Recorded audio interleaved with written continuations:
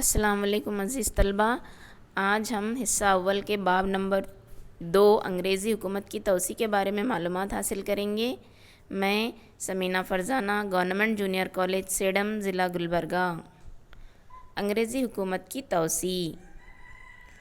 کرناٹک کی جنگوں، پھر پلاسی اور بکسر کی جنگوں کے بعد انگریزوں نے اپنی توجہ مرہٹھوں اور سکھوں کی طرف کی تھی۔ ہندوستان میں اپنی حکومت کی توسیع کے لیے انگریزوں نے عہد معنویت، مسلح الالحاق یا بازگشت جیسی پالیسیوں کو جاری کیا۔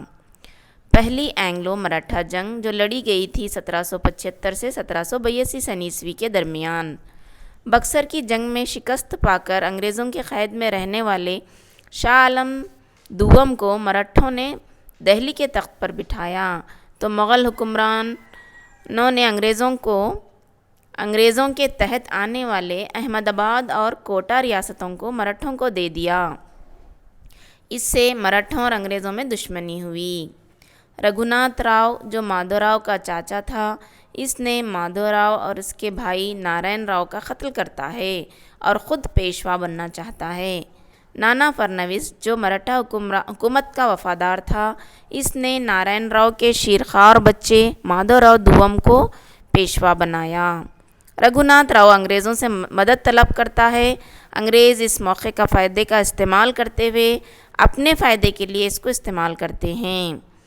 انگریزوں اور مراٹھوں کے درمیان 1775 سے 1782 تک جنگوں کا سلسلہ شروع ہوا۔ ابتدا میں مراٹھوں نے کامیابی حاصل کی، مگر آخر میں احمد آباد کو انہوں نے گنوا دیا۔ مراٹھوں کی جانب سے جنگ کو جاری نہ رکھنے کے باعث جنگ کا خاتمہ سلبائی معاہدے پر ہوتا ہے۔ مادھو راؤ کو پیشوا اور رگھوناتھ راؤ کو وظیفہ دے کر علیحدہ کیا جاتا ہے۔ دوسری اینگلو مراٹھا جنگ، جو لڑی گئی تھی 1803 تا 1805 میں، مراٹھا خاندان کے رہنماؤں کی آپسی لڑائی ہی اس جنگ کا سبب بنی تھی۔ طلبہ، مراٹھوں میں چار سردار تھے جن کے نام ہولکر، سندھیا، گائیکواڑ وغیرہ بلکہ تھے۔ تو ہولکر خاندان کا یشوناتھ راؤ، سندھیا خاندان کا دولت راؤ اور پیشوا سب علیحدہ علیحدہ ہو کر لڑ رہے تھے۔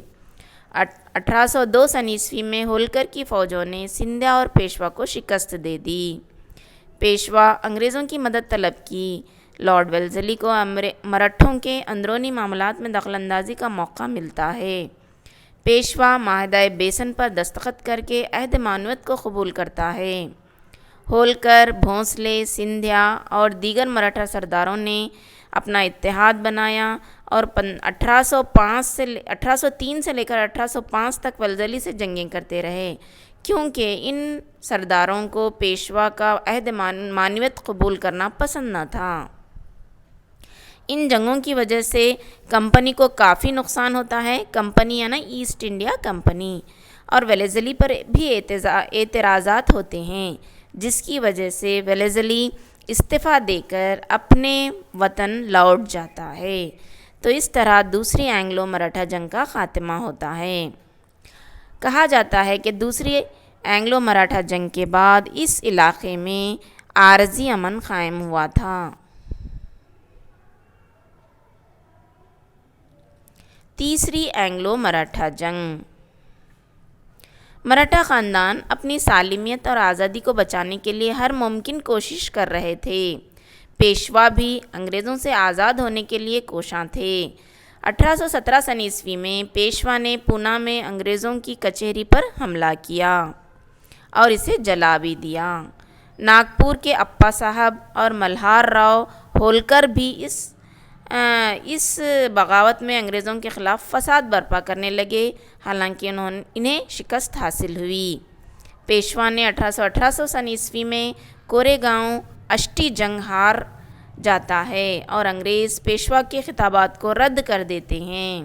اس طرح تیسری اینگلو مراٹھا جنگ ختم ہو جاتی ہے اور مراٹھوں کا دبدبہ بھی ہندوستان سے ختم ہو جاتا ہے۔ اب انگریزوں کی توجہ سکھوں کی طرف ہوتی ہے، تو اسے ہم اینگلو سکھ جنگیں کہا جاتا ہے۔ 1839 میں رنجیت سنگھ کی موت ہو جاتی ہے۔ اس کے بعد پنجاب میں سیاسی تضاد پیدا ہونا شروع ہوتا ہے۔ 9 سن کے تسلسل معاہدے کو توڑ کر انگریز پنجاب پر حملہ کرنے کی تیاریاں کرتے ہیں۔ 1845 میں انگریز اور پنجاب کی فوج میں جنگیں شروع ہوتی ہیں۔ غیر ملکی ڈر سے ہندو مسلم سکھ اپنا اتحاد کھو بیٹھتے ہیں، اور ایسے میں چند دھوکے باز لیڈروں نے 1846 میں معاہدہ لاہور پر دستخط کر دیتے ہیں، جس سے پنجاب انگریزی ریزیڈنٹ کا ناظم ہو جاتا ہے۔ 1848 میں پنجاب کے لوگوں نے دوبارہ سے احتجاج شروع کیا۔ چٹار سنگھ اٹاری والا اور ملتان کے مول راج نے اس کی رہنمائی کی تھی، مگر انگریز پوری طرح پنجاب پر حاوی ہو جاتے ہیں اور یہ لوگ ہار جاتے ہیں۔ پیارے طلباء، اپنی حکومت کی توسیع کے لیے انگریزوں نے کیا کیا پالیسیاں بنائی تھیں، وہ پالیسیاں ہم آپ کو بتلاتے ہیں۔ اس میں نمبر 1 ہے عہد معنوت۔ یہ 1798 میں لارڈ ویلزلی نے ہندوستان کی ریاستوں کو اپنے قابو میں کرنے کے لیے بنایا تھا۔ عہد معنوت کے اصول یہ تھے: نمبر 1، ہندوستان کا حکمران انگریزی فوجی دستے کو اپنی ریاست میں مقیم کرے گا۔ نمبر 2، فوج کے اخراجات کو متعلقہ حکمران ہی بھرے گا، یعنی فوج کے جو بھی خرچ و اخراجات آئیں گے، دیسی حکمران اس اخراجات کو اٹھائیں گے۔ تیسرا اس کا رول تھا یا اصول تھا کہ دیسی حکمران کے دربار میں ایک انگریزی ریزیڈنٹ رہے گا، جو ہر موقع پر بادشاہ کو صلاح و مشورہ دیتا رہے گا۔ اور اس کی سب سے اہم بات یہ تھی کہ انگریزوں کی اجازت کے بغیر ہندوستانی راجا اور نواب کسی بھی یوروپی کو اپنے دربار میں مقرر نہیں کر سکتے تھے۔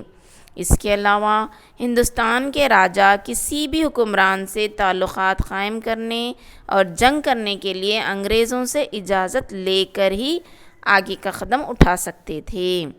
اس کے علاوہ اس عہد معنوت کے تحت کمپنی اس ریاست کو اندرونی اور بیرونی حفاظت کے لیے مامور رہے گی۔ عہد معنوت پر دستخط کرنے والی پہلی ریاست حیدرآباد کی تھی۔ پھر عہد معنوت پر دستخط کرنے والے دیسی راجا تھے میسور، اودھ، تنجاور، مراٹھوں کے پیشوا، آرکاٹ کا نواب، پونا کے راجا، گوالیر کے راجا وغیرہ۔ اس طرح ایک بڑا علاقہ انگریزوں نے عہد معنوت کے تحت اپنے ماتحت لے لیا تھا۔ دوسرا اصول یا دوسری پالیسی جو انگریزوں نے بنائی تھی وہ مسئلہ الحاق کہلاتی ہے، یا اسے اور ایک نام دیا گیا ہے اصول بازگشت۔ 1848 میں لارڈ ڈلہوزی نے ہندوستانی حکومتوں کو شامل کرنے کے لیے یہ پالیسی بنائی تھی۔ اس پالیسی کے تحت اگر کسی دیسی راجا اور نواب کی نرینہ اولاد نہ ہو تو وہ اپنے پالک بچے کو اپنا شاہی وارث نہیں بنا سکتا۔ اس کے بجائے اس کی حکومت انگریزی حکومت میں ضم کر دی جائے گی۔ اس پالیسی کے تحت کئی ریاستوں کو انگریزوں نے اپنی حکومت میں ضم کیا تھا۔ وہ تھے ستارا، جے پور، سنبل پور، اودھ، جھانسی، ناگپور وغیرہ۔ اس پالیسی سے نہ صرف دیسی راجا اور نواب انگریزوں کے خلاف ہو گئے بلکہ عام عوام بھی انگریزوں کے خلاف ہو گئے۔ تو پیارے بچوں، آج کا سبق ہم یہیں ختم کرتے ہیں۔ شکریہ، اللہ حافظ، ہمیں دعاؤں میں یاد رکھیے گا۔